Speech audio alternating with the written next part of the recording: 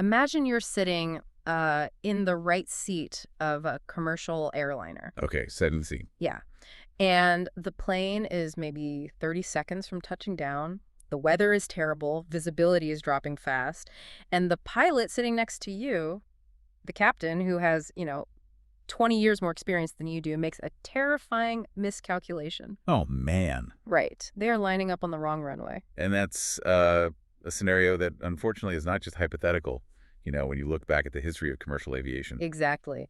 And here's the impossible position that you're in. If you speak up the wrong way, his ego flares, an argument starts, and you crash. Right. But if you stay silent out of intimidation, well, you also crash. So what do you do? I mean, how do you save the airplane without starting a fistfight at 200 miles an hour? It's the ultimate test of human psychology under pressure, really. I mean, we rely so heavily on the mechanical perfection of modern aircraft. Oh, absolutely. The redundancies, the computer. The aerodynamics, all of it.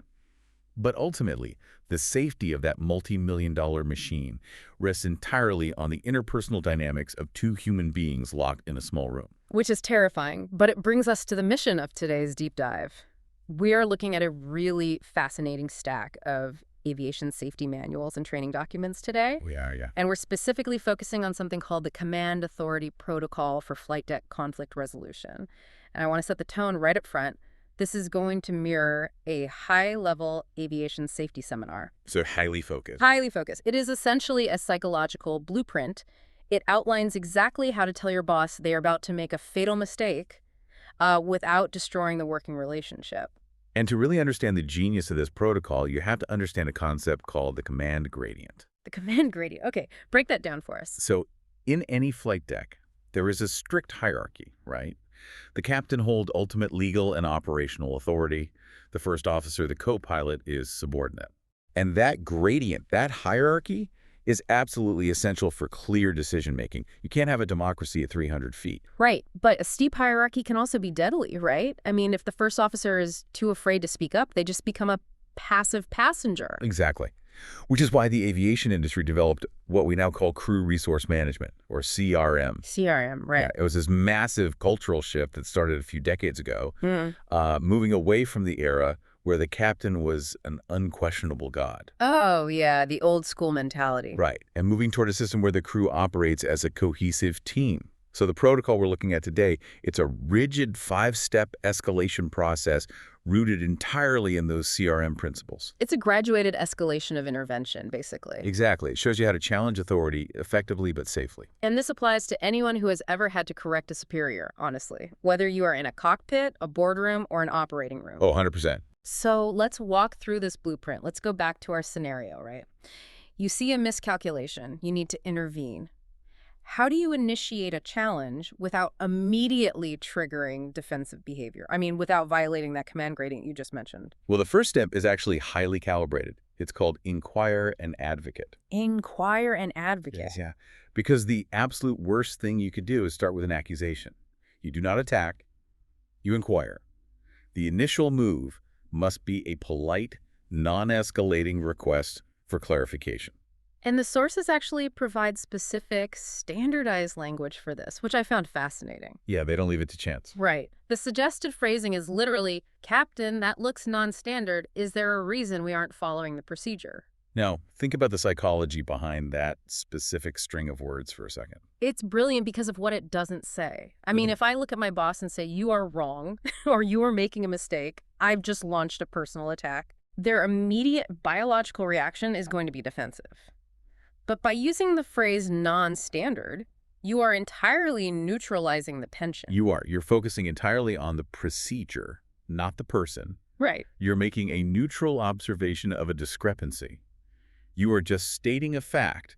Our current reality does not match the written standard. And then following it up with, "Is there a reason?" That leaves the door wide open for an explanation. Yes. Because, as the source material points out, there is a crucial operational reality you have to consider here.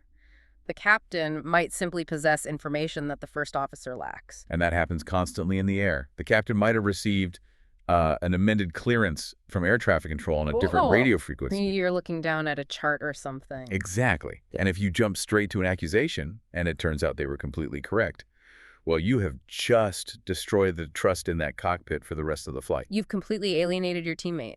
So the protocol requires you to assume, initially, that there is a rational reason for the deviation. You state the safety concern neutrally, and you invite them to correct the course collaboratively, or provide the missing context. Okay, but let's push the scenario further, because I want to know what happens when polite inquiry completely fails. It does happen. Right. So you tried the collaborative approach. You said, Captain, that looks non-standard, and the captain just dismisses you. They wave a hand and say, don't worry about it. I've been flying this approach since before you were born. I know what I'm doing. The classic ego defense. Exactly. The soft approach completely bounced off. So how do you escalate without turning it into a shouting match? What is your next move? When polite inquiry fails, the protocol dictates you move to step 2, which is reference the documentation. Okay. You immediately pivot away from verbal opinions and bring out concrete texts. You literally open up the company manual, the approach chart, or the FAA regulations, and you point to the rule. I love this step. It's like a referee pointing to the rule book or pointing at a speed limit sign when someone is tailgating you. Yes, perfect analogy. You aren't the one telling them to slow down, right? The law is. You are transforming the conflict from my opinion versus your opinion into your action versus the manual. And that depersonalization is a vital mechanism for CRM integration. When human beings argue, our egos get entangled really quickly. Oh, yeah. But a manual doesn't have an ego. Yeah. By physically bringing the written policy into the dispute, you are actively removing yourself from the line of fire. You're effectively removing emotion from the corrective feedback. You're signaling, I am not challenging your authority. The company policy is challenging your action. I am just reading the paper. Exactly. And it changes the cognitive load for the captain, too. They're no longer defending their pride against a younger, less experienced subordinate. Suddenly, they have to intellectually justify why they are violating a federal regulation. That is a much harder mental gymnastics routine to pull off. It really is. Yeah. And in a highly regulated environment like aviation, the manual is the ultimate arbiter of truth. Yeah. It is literally designed to settle debates instantly. Okay, but let's say we have an extreme situation. We are escalating here. Sure. You have referenced the documentation, you have the manual open, you point to the bold text, and the captain is so target fixated, so stressed, or just so arrogant that they push the manual away. They just refuse to correct the action. Right. And at this point, I imagine the physical isolation of the flight deck becomes a massive liability. I mean, since 9/11, those reinforced cockpit doors are locked tight. You are trapped in a small space with someone who is actively ignoring the rules. Yeah, that isolation makes the tension incredibly high, which is why step 3 is designed to break that isolation. It's called involve a third party.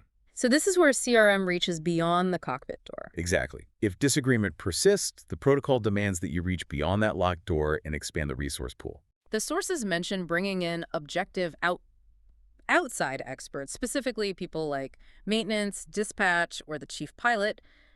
But how does that actually work in the air? Well, modern aircraft are highly connected, Right. right? You aren't just relying on voice radios.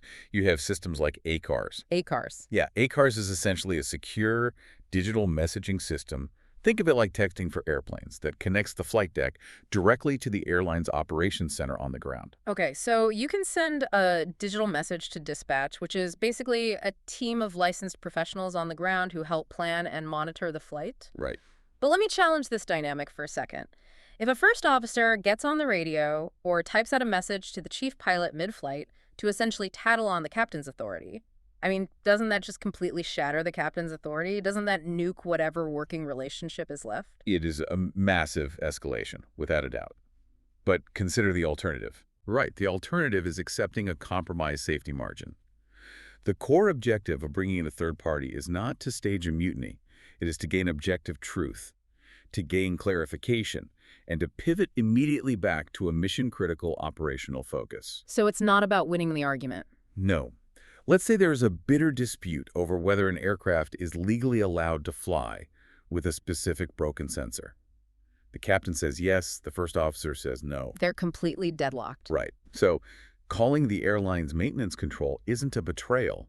It is seeking the definitive answer to break the deadlock. You are flooding the zone with external authority. Okay, I see. So the captain realizes they aren't just arguing with the person sitting next to them anymore. They are arguing with the entire operational apparatus of the airline. The weight of the organization is being brought into the cockpit. And realistically, very few professionals will maintain an unsafe course of action when they know the airline's dispatchers and management are now actively monitoring the situation in real time. It compels compliance. Okay, but all of this inquiring, reading manuals, texting dispatch, it all requires one crucial resource: time. Yes. What happens when the clock runs out? What if there is no time for dispatch, the captain is willfully negligent, actively breaking standard operating procedures, and actively endangering the flight? Then the tone shifts entirely. You cross the red line. We arrive at step 4. Stop the operation. This is the most severe step in the immediate flight environment. And the phrasing in the source material for this step is stark. It leaves zero room for misinterpretation. It doesn't say you should strongly suggest stopping. It says the crew member must issue an ultimatum. The time for referencing documents is over. If the unsafe behavior is not immediately corrected, the protocol dictates 2 very clear, actionable choices. You must state clearly and loudly that you are either taking physical control of the aircraft to return it to a safe environment, or, if you are still on the ground at the gate, you're removing yourself from the flight entirely. I really want to pause and sit with the immense psychological weight of this step. Put yourself in the shoes of a first officer for a second. It's heavy. You have worked your whole life to get to this airline. You are sitting next to a captain who evaluates you, and you have to reach over, grab the controls, and say, I have the aircraft. Or you have to stand up, grab your flight bag, walk out of the cockpit in front of 200 passengers and say, I am not flying with you. The amount of personal conviction that takes is just staggering. I agree completely. It is an incredibly heavy burden. You are risking massive professional backlash. You risk looking foolish if it turns out you were wrong. The adrenaline must be overwhelming. But this is the ultimate failsafe of the entire system. It's where the human element has to override the hierarchy to save the physics. Yes, it is the ultimate test of the command gradient. It's the moment where a professional must recognize that while a chain of command is essential for order, safety supersedes rank. Really? Always. If the person holding the rank is actively destroying the safety margin, the rank becomes utterly irrelevant. And I imagine this is why the protocol is graduated, right? You don't jump to stealing the controls because you disagree on how to adjust the air conditioning. Exactly.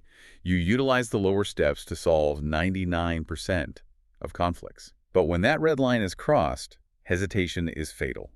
The ultimatum has to be declarative and absolute. You cannot ask for permission to take over. You announce that you are taking over. Oh. Okay, so let's play this out. The immediate physical danger is mitigated. The first officer took control, executed go-around, and landed the plane safely. Or maybe they walked off before the plane ever left the gate. The physical crisis is over, the parking brake is set, everyone is breathing a sigh of relief. But the professional obligation to the airline and the public is still not complete, is it? It isn't, because the obligation extends beyond surviving a single flight. Step 5 is report up the chain of command. And the sources list formal avenues for this. They talk about directly contacting management, like the chief pilot's office or professional standards. But they also highlight filing an ASAP or NASA report. Yes. Wait, hold on, NASA. Like, the space agency. Right. Yeah, actually. Those are critical tools in modern aviation. NASA runs a confidential, non-punitive reporting system for the FAA. The Aviation Safety Reporting System. That's the one. It allows pilots to report safety incidents, mistakes, or severe conflicts without the fear of the FAA immediately yanking their licenses.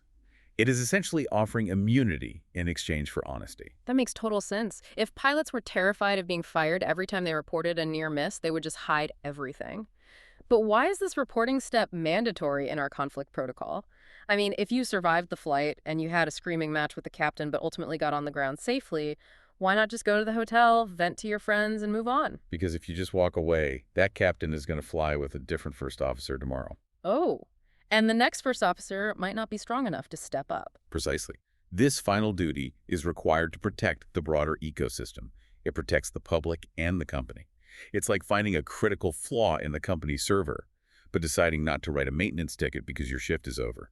Reporting up ensures the systemic issue, whether it is a training deficiency, a procedural flaw, or a pilot who has become a safety risk, is formally addressed rather than swept under the rug. It stops these interpersonal near misses from just being hidden behind flight deck secrecy. Which brings us to the core philosophy that underlies all of these sources.